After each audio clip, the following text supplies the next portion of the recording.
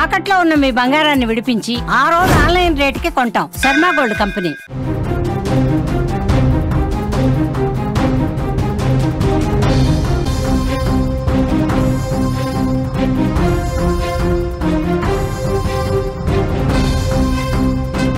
సత్యసాయి జిల్లా కదిరిలో భార్యపై అతి కిరాతకంగా దాడికి పాల్పడ్డాడు భర్త.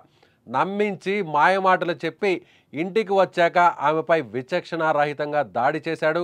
తలపై సుత్తితో దాడి చేయడంతో ప్రస్తుతం ఆమె హాస్పిటల్లో చికిత్స పొందుతోంది. ప్రస్తుతం ఆమె పరిస్థితి విషమంగా ఉన్నట్లుగా తెలుస్తోంది.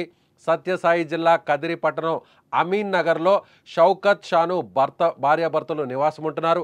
అయితే గత కొన్ని రోజుల నుంచి పుట్టింటి నుంచి అదనపు కట్నం తీసుకురావాలని భర్త టార్చర్ పెట్టడంతో ఆమె పుట్టింటికి వెళ్ళి అక్కడ ఉంటుంది. ఇలా ఇద్దరు 6 నెలల నుంచి దూరంగా ఉంటున్నారు. ఈ నేపథ్యంలోనే భార్యపై భర్త షౌకత్ కక్ష పెంచుకున్నాడు.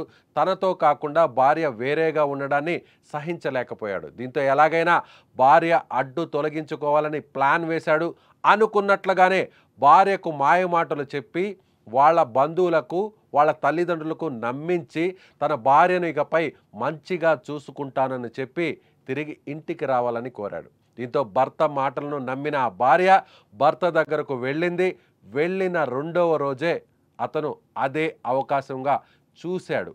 షౌకత్ ఒక్కసారిగా షాన్ తలపై సుత్తితో బలంగా దాడి చేశాడు. ఈ దాడిలో ఆమెకు తీవ్రంగా గాయాలయ్యాయి.